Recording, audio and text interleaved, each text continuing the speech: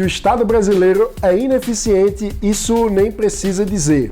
Como resolver o problema é o grande desafio. Essa é a missão da reforma administrativa, que é, sem dúvidas, fundamental para valorizar o bom servidor, tirar quem não trabalha bem da zona de conforto e, com isso, claro, o resultado final, melhorar a qualidade do serviço público no Brasil. Pelo nosso planejamento, o Livros Notícia de hoje seria dedicado exclusivamente para tratar desse tema, que é um assunto fundamental para o futuro do Brasil. Mas as declarações irresponsáveis do presidente Jair Bolsonaro acabaram se intrometendo no meio da nossa conversa com o deputado federal Tiago Mitrô, do Novo de Minas Gerais, associado do Livres, membro da Bancada da Liberdade e presidente da Frente Parlamentar pela Reforma Administrativa na Câmara dos Deputados. Acompanhe a nossa conversa, já deixa aqui o seu like, se inscreva no canal e ative o sininho para não perder as notificações. De segunda a sexta-feira, o Livros Notícia traz sempre um conteúdo novo para você, com os principais destaques do dia para quem defende a liberdade por inteiro.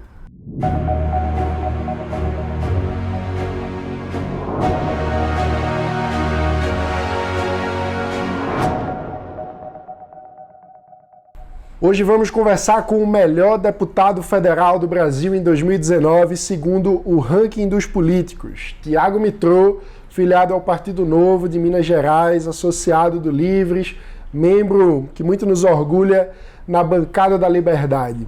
Tiago, você acabou de passar por uma cirurgia nesse início de ano, nós todos aqui no escritório torcemos muito pela sua rápida recuperação e agora você está de volta aí à atividade, então seja duplamente bem-vindo, né? Seja bem-vindo de volta ao trabalho e bem-vindo mais uma vez aqui ao Livros Notícia.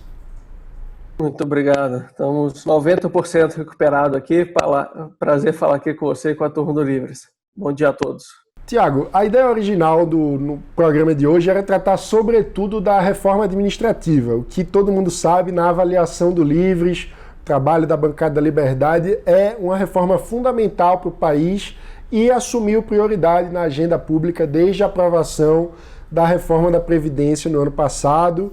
Mas parece que Bolsonaro não ajuda muito a gente, né? Em meio à crise do petróleo, em meio a toda a comoção em torno do coronavírus, como se a vida já não tivesse complicado o suficiente, o presidente declarou que teria havido uma fraude nas eleições de 2018. Então, é inevitável começar a conversa de hoje pedindo para você, primeiro, avaliar a postura do presidente e comentar essa declaração absurda do Bolsonaro, né? Exato, mano. Acho que assim, a gente fica chovendo no molhado, né, com essas coisas, mas infelizmente é mais uma declaração lamentável do presidente, uma demonstração clara de que ele até hoje não enxerga a cadeira que ele está ocupando, a importância dela e o papel que ele tem que ter como presidente, sabe? É uma coisa inacreditável às vezes, né? Que essa altura do campeonato, como você falou ontem, com toda a crise no mercado financeiro mundial, que obviamente tem consequências graves aqui no Brasil também, em meio a toda a crise econômica brasileira, o presidente escolha como prioridade tratar sobre uma possível fraude de uma eleição que ele mesmo ganhou, né? E escolhe fazer isso ao invés de reunir essas eventuais provas que ele tem e encaminhar, né, para o Ministério Público, que hoje quem comanda é um PGR que foi indicado por ele, né, ou para o ministro Moro, que comanda a Polícia Federal, né, aliás, a Polícia Federal está dentro do ministério dele, tudo. O presidente escolhe falar isso aleatoriamente num jantar, me parece que era ali nos Estados Unidos, como se não tivesse peso a declaração de um presidente da República questionando o resultado das eleições em que ele mesmo foi eleito. Então, se há suspeita, se há provas, que sejam investigadas. Agora, não é para o presidente falar isso publicamente num evento X, ele precisa percorrer o caminho legal e judicial ali para que isso seja investigado. Então, acho que o lado bom, entre aspas, digamos assim, é que o que eu sinto, pelo menos, é que cada vez menos as frases do presidente são levadas a sério, né? Porque como tanta patacoada e tanta coisa nonsense sendo dita por ele, as pessoas acho que já esperam que o que ele fala não tem efeito mesmo e não tem credibilidade e dão cada vez menos,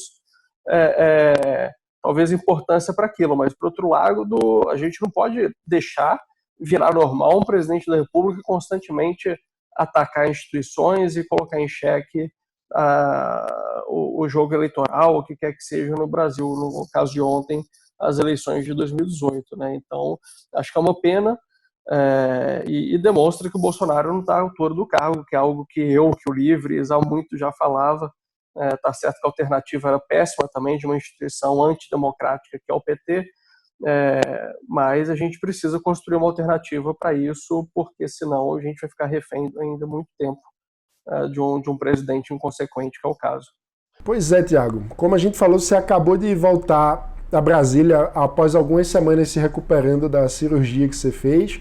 E como é que está o clima por aí no Congresso, pelas suas primeiras impressões? Dado que o presidente também tem convocado manifestações para o próximo fim de semana com a pauta que é, no mínimo, dúbia. Tem muita gente que diz que a manifestação é anti-Congresso, anti-STF, e no fim das contas, enfim, contra as instituições, e ainda por cima, após essa declaração do Bolsonaro que, de uma vez só, questionou a legitimidade do primeiro turno das eleições de 2018 e, com isso, colocou em xeque a legitimidade dos deputados, dos senadores, enfim, do Congresso todo, e ainda o trabalho do TSE, que é responsável por conduzir as eleições, né? Como é que fica, com todo esse turbilhão, o clima aí no Congresso, aí em Brasília, na relação com o governo? Esse tipo de coisa, né, eu falo que cada vez menos se dá importância para o que ele fala, mas óbvio que tem implicações, né? E aqui no Congresso, novamente, esse vai ser o assunto da semana, né? A oposição se usa disso para obstruir pautas que são importantes para o país, né? A gente já teve isso ao longo da Previdência inteira. Qualquer coisinha que acontecia, qualquer declaração do Bolsonaro, se segurava a votação, obstruía a votação de coisas importantes, no saneamento igual, e agora esse vai ser novamente o assunto da semana. Quando o que o presidente deveria, a meu ver, em toda e qualquer declaração pública que ele desse, deveria ser reforçar a importância das principais reformas que o Brasil precisa, como a reforma tributária e a reforma administrativa, que, a meu ver, são as duas principais agora, ou pedir para o Congresso acelerar a PEC emergencial, acelerar a PEC do Pacto Federativo, que estão lá tramitando a passos lentos no Senado, né? E o presidente perde essas oportunidades de fazer uma pressão positiva no Congresso para que, primeiro, envie as reformas, que é tributária e administrativa, o governo que não está se mexendo, né? Mas no caso das PECs emergenciais e do Pacto Federativo que eu mencionei, e a dos fundos, que são importantes, está lá, né? E acho que isso acaba gerando mais atrito e menos vontade para que, no caso, eu e os outros deputados livres, a gente quer que essas PECs andem de uma forma ou de outra, independente do que o Bolsonaro vai falar, a gente vai estar aqui defendendo essas pautas. Agora, tem outros que não, que se utilizam disso para segurar, como eu falei. Então, isso é muito ruim. E em relação às manifestações do próximo final de semana, acho que, primeiro, deixar bem claro, toda e qualquer manifestação que não haja violência, a gente tem que valorizar, é livre expressão da população, né? Ela pode e deve ir para as ruas sempre que ela sentir que é o caso, né? A gente fez isso tantas vezes durante o governo do PT e foram importantíssimas essas manifestações para dar força política para a queda da Dilma. Acho que manifestação de rua é algo que tem que ser valorizado. Agora, o problema, e eu prefiro essas manifestações espontâneas em algum grau do que aquelas que quem vai recebe R$50 e mais um pão com mortadela, né? Agora, obviamente, volta no papel do presidente Bolsonaro de novo. Tem muita gente convocando manifestação para fazer uma defesa difusa do governo? Tem. Mas também tem gente convocando a manifestação para atacar o Congresso, e aqueles casos que se exaltam de querer fechar Congresso, fechar STF. Eu tenho minhas críticas ao Congresso, vivo aqui todos os dias, a gente perde votações com frequência, desde deputado que deveria estar na cadeia que a Câmara salva, como aconteceu né, há poucas semanas atrás, e sou crítico a essa postura. Tem muita gente que está aqui muito mais voltado para interesse próprio do que interesses coletivos. Não tenho dúvida que o Congresso precisa passar por mudanças radicais. E o STF também ultrapassa a sua linha com frequências. Agora, você, como presidente da República, utilizar do seu cargo, da sua exposição, né? Antes foi para um WhatsApp só para amigos, e aí você pormenoriza aqui e ali, etc. Acho que nem assim ele deveria ter feito. Agora, no final de semana, numa manifestação pública dentro de um órgão do Exército no norte do país, convocar para manifestações cujos motivos da manifestação são dúbios e muitos são ali para sim atacar as instituições brasileiras de uma forma perigosa para a nossa democracia. Eu acho muito ruim, novamente, o presidente se propor a isso, né? E parece que o que ele está buscando com isso, com a questão de segunda-feira sobre as fraudes na última eleição e tudo, parece que é tirar o holofote daquilo que deveria ser o papel dele, que não está sendo feito. Como eu falei, reforma tributária. Há um ano o governo não se decide o que vai fazer. O Congresso agora reuniu, criou um grupo de trabalho para unificar aspectos do Senado e da Câmara e fazer avançar. Agora a gente não sabe qual que é a proposta do governo de reforma tributária, e isso há um ano. Reforma administrativa, eu acompanho um pouco mais de perto o tema, que é uma das minhas prioridades aqui na Câmara. O Ministério da Economia já tem o texto pronto há coisa de 6 meses. O Planalto está segurando, né? O Planalto, o presidente, o seu entorno, o ministro da Casa Civil, de governo, e outros que estão ali estão segurando isso há 6 meses. A gente não sabe muito bem as razões de estar segurando. Então, o presidente deveria estar focado agora, se quiser ter manifestação espontânea de rua, que ele defenda a liberdade de expressão e o direito das pessoas irem às ruas, como eu defendo, mas não engrosse o caldo de uma manifestação que tem interesses ali em algum grau antidemocráticos, a meu ver, para não poder dar margem a entender que ele corrobora com esse tipo de coisa. Agora ele dá margem para todo tipo de interpretação com essas declarações frequentes e perde as oportunidades de defender o que ele deveria estar defendendo, que é a tramitação rápida das PECs econômicas que estão no Senado e o envio por parte do governo das reformas tributárias e administrativas. Tiago, e um ponto recorrente do discurso bolsonarista é a ideia de que o Congresso não estaria dando apoio às reformas, né? Apesar de que, como você mesmo disse, o governo sequer enviou ainda os textos para a Câmara, né? Então é uma acusação estranha. Mas, de toda forma, vale destacar que você é criador e presidente da Frente Parlamentar pela Reforma Administrativa. Ou seja, no mínimo, tem aí uma frente parlamentar com deputados e senadores que apoiam, sim, o avanço da reforma. Então, eu queria que tu explicasse um pouco o que é essa frente parlamentar, qual é o trabalho que vocês estão fazendo e também qual é a perspectiva de avançar com a reforma administrativa aí na Câmara. Perfeito, mano. Acho que primeiro a gente precisa conceituar, né, o que nós entendemos por reforma administrativa. A reforma administrativa, ela, de forma, falando um pouco mais simples, é a modernização da máquina pública, do funcionamento do Estado, né? E por isso eu entendo tanto do Executivo, quanto do Legislativo, quanto do Judiciário, né?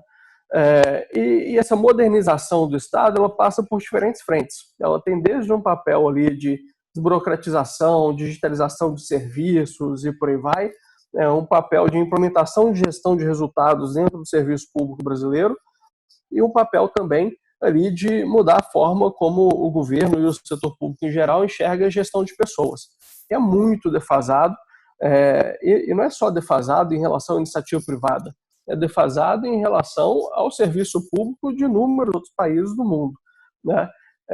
E a gente, felizmente, tem um grupo técnico muito bom dentro do Ministério da Economia trabalhando no tema, mas temos as dificuldades políticas dentro do próprio governo, que hoje foge ao meu entendimento lógico o que acontece ali dentro para segurar isso.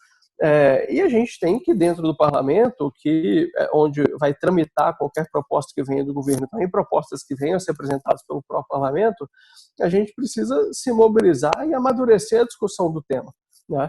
Você pega a reforma da Previdência, por exemplo, ela tramitou com uma certa velocidade no ano passado aqui no Congresso, foram cerca de 9 meses, porque 2 anos antes se passou um ano e meio discutindo durante o governo Temer a reforma da Previdência. Então o assunto chegou num nível de maturidade que quando ele veio novamente já no governo Bolsonaro, ele conseguiu tramitar com alguma velocidade. E a reforma administrativa, nesse aspecto todo que eu mencionei, ela vai requerer inúmeras proposições legislativas, seja algumas PECs, alguns projetos de lei ordinários, projeto de lei complementar e por aí vai. Então, quanto antes a gente iniciar a discussão aqui no Congresso, independente do envio do governo, é melhor para a gente já ir maturando esse tema e avançando em consensos dentro do parlamento, naqueles parlamentares que se interessam por ele, para a gente poder se antecipar em inúmeras discussões. E a ideia da frente parlamentar é justamente fazer esse papel. A gente já protocolou a frente no início de fevereiro, íamos fazer o lançamento semana passada, eu acabei tendo que passar por uma cirurgia, não fizemos conta disso, mas agora que estou de volta, a gente marcou no dia 17 de março, terça-feira próxima, o lançamento aqui na Câmara. Já estamos, os parlamentares que assinaram a frente são cerca de 230, mas que muitos daqueles assinam como uma forma de dar apoio, mas não participam depois. Já temos cerca de 30 parlamentares que vão trabalhar ativamente na frente, entre deputados e senadores. Eu estou presidindo a frente com a vice-presidência dos senadores Antônio Anastasia, que entende muito do assunto, e Cátia Abreu, e temos outros deputados que vão formar o grupo de trabalho, as coordenações técnicas a respeito da frente também, que na semana que vem a gente vai anunciar no lançamento. Então essa que é a ideia da frente, antecipar o debate da reforma administrativa, independente do que o governo venha a mandar, até porque mesmo com o governo eventualmente mandando, são anos aí de discussão que nós temos que ter, com todos os desdobramentos da reforma, articular politicamente os deputados e senadores a favor, e também iniciar uma comunicação propositiva sobre a importância da reforma, uma vez que a turma do contra sempre larga na frente, já solta um monte de fake news, já se organiza para atacar quem defende a modernização do Brasil. Eu queria tratar um pouco mais sobre isso que você disse. Em geral, quando a gente fala de gestão de pessoas no Estado, a primeira coisa que vem na cabeça das pessoas é basicamente a estabilidade dos servidores, a ideia de que eles não podem ser demitidos, enfim. Mas, inclusive, tem uma dúvida sobre se o governo vai ou não propor mudanças sobre essa regra, né? Porque o presidente Bolsonaro já deu declarações dúbias para os dois lados sobre isso. E também se fala de que as regras poderiam mudar só para os funcionários que entrarem em novos concursos e não para quem já está na ativa. Enfim, o que é que eu queria perguntar é o seguinte: o que significa melhorar a gestão de pessoas dentro do Estado? Porque demissão é uma coisa de último caso, né? Não é só demitir que melhora os serviços, né? Envolve muito mais fatores. Claro. Acho que a gente pode trabalhar, separar de duas formas isso daí, né? Uma é o que seria talvez as regras de funcionamento mais frias do Estado, né? Onde entra essa questão do vínculo, entra a estrutura de cargos, matriz de salários e por aí vai.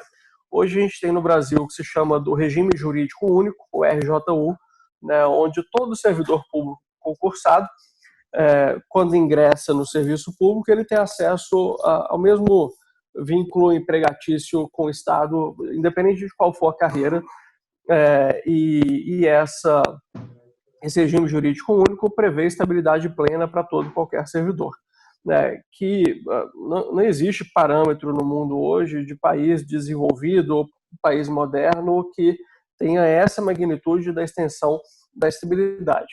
A estabilidade tem a sua importância, a gente pode argumentar dessa forma, em algum grau sim, porque a ideia da estabilidade não é proteger o emprego de todo servidor, mas é proteger o cidadão e o Estado das eventuais trocas de mudança e eventuais interesses pequenos políticos que possam acontecer. né? Então, um juiz federal, por exemplo, como o Sérgio Moro, se ele não tivesse estabilidade, quando ele começou a fazer o que ele fez lá atrás em Lava Jato, alguém ia demitir ele, ia mudar ele de comarca, né, ia impedir aquela investigação de acontecer.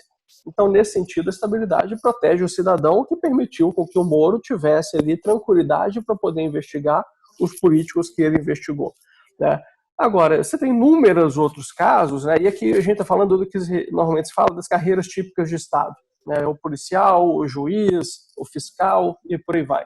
Agora, você tem inúmeros outros casos que não existe justificativa lógica para a estabilidade, né? Hoje a gente tem, na folha de pagamento do governo federal, operador de telex, analista de videocassete. Lá em Minas, eu não sei se no governo federal também, mas eu sei que na Folha de Minas você tem bailarinos, né, contratados pelo Estado, e que em determinado momento a gente precisou de um operador de telex, mas que hoje eu tenho até dificuldade de explicar para alguém o que é telex, entendeu? Eu tenho 33 anos, eu não convivi com esse troço, né?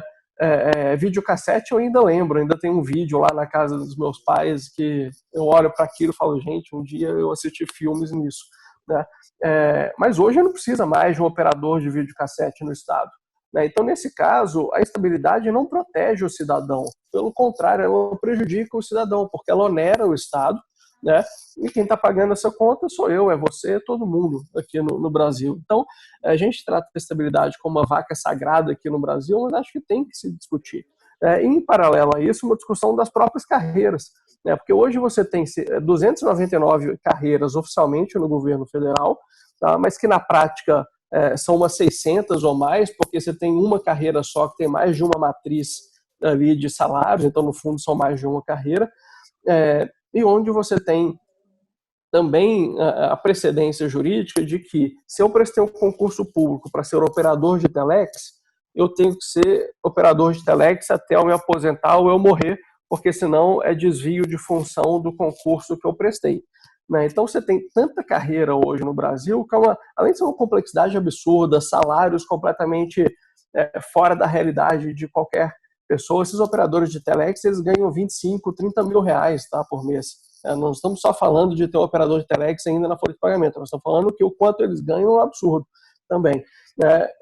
Então, você tem uma complexidade absurda que impede a flexibilidade da máquina estatal para que, ao longo do tempo, ela evolua e as pessoas mudem de carreira, mudem de função dentro da própria máquina.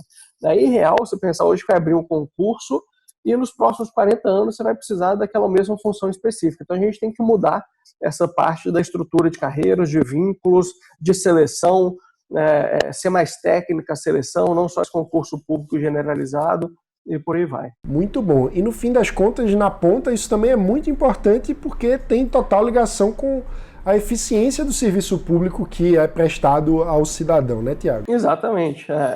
Quando a gente tem valorização dos bons servidores, aquele segundo ponto que eu ia mencionar, tem essa parte mais fria ali, mais de estrutura, etc. Agora tem um segundo ponto muito importante quando a gente fala de gestão de pessoas, seja no governo, onde quer que seja, que é a valorização das pessoas em si.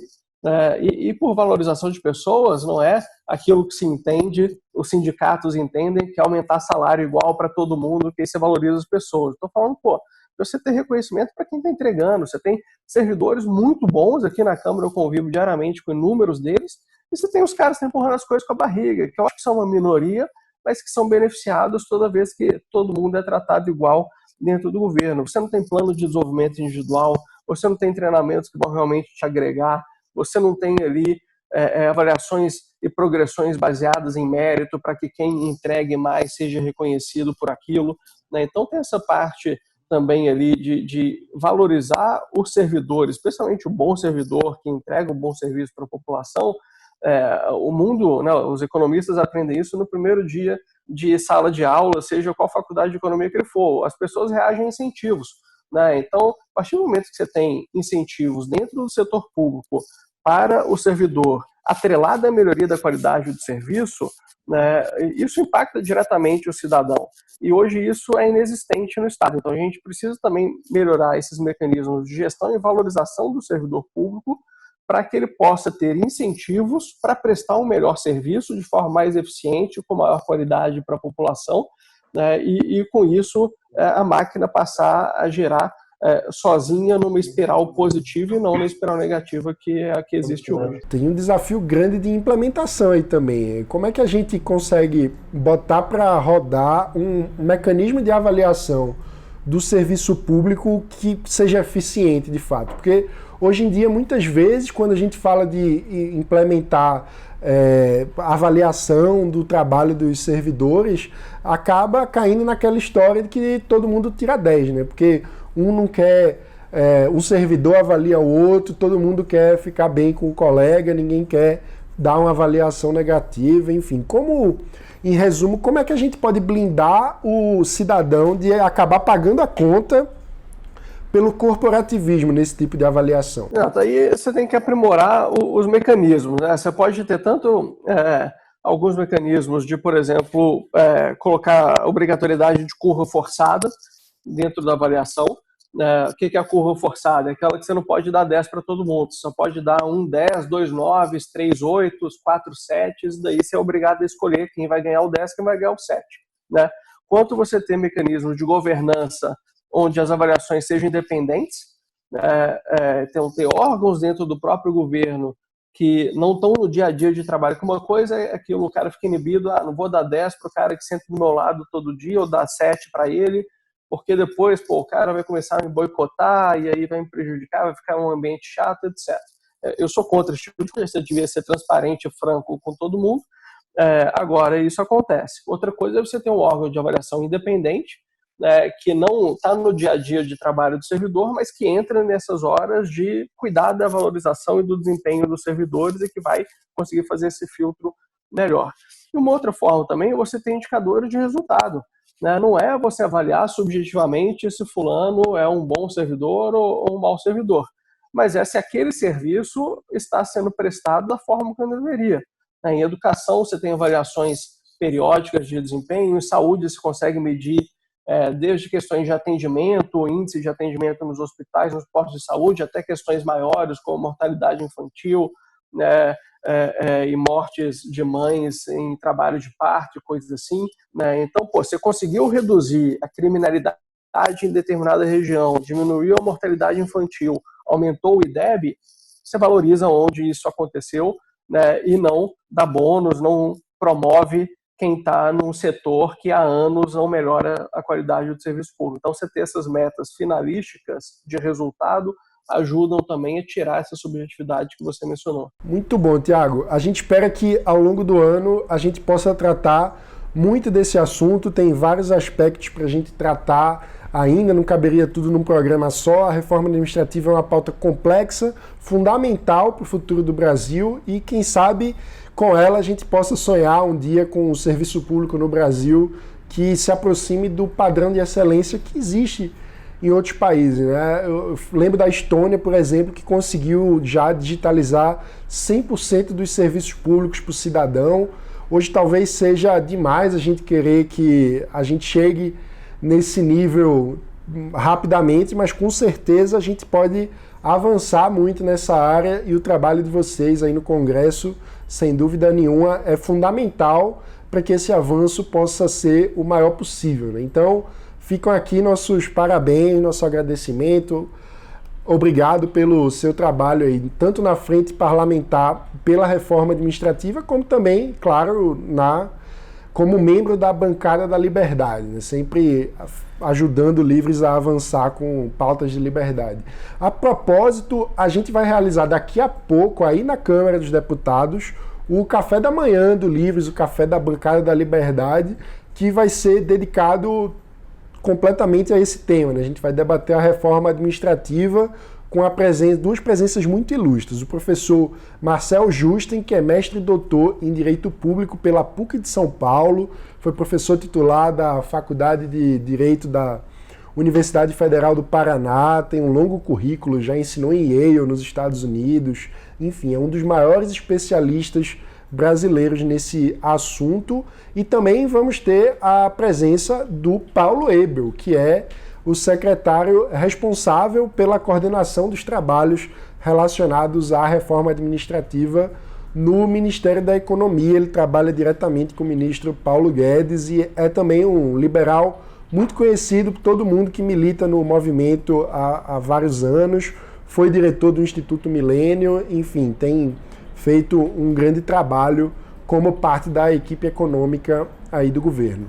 Exatamente, são dois super nomes aí que vão agregar bastante para o nosso debate, e bom ver o Livres engajado no tema, como era de se esperar, e contem comigo aqui também para não só esse ano, mas ao longo do mandato a gente fazer esse assunto estar sempre em pauta, sempre em alta e andando aqui na Câmara dos Deputados, para a gente ter esse serviço público que a gente tanto sonha, como você mencionou. Maravilha, Tiago. Muito obrigado por essa entrevista aqui no Livres Notícias. Obrigado a você, um abraço a todos os ouvintes aqui do Livrescast. Esse café da manhã da Bancada da Liberdade, que eu mencionei conversando com o Tiago, é uma ação que o Livres realiza todo mês lá no Congresso, na Câmara dos Deputados, reunindo os deputados da Bancada da Liberdade e também outros congressistas e assessores de congressistas que simpatizam com as ideias do Livres, com as pautas que a gente defende, para que eles possam debater entre si, se integrar, trocar ideias sobre como fazer na prática para avançar com os projetos de lei que aumentam a liberdade no Brasil em todos os âmbitos, né? Esse café sobre a reforma administrativa, que tem a presença tanto do professor Marcel Justen como do secretário Paulo Ebel, que é da equipe econômica do Ministério da Economia, trabalha com o ministro Paulo Guedes, vai ser o nosso primeiro café aqui de 2020 e acontece agora pela manhã, daqui a pouco, na sala VIP do restaurante Senac, no anexo 4 da Câmara dos Deputados.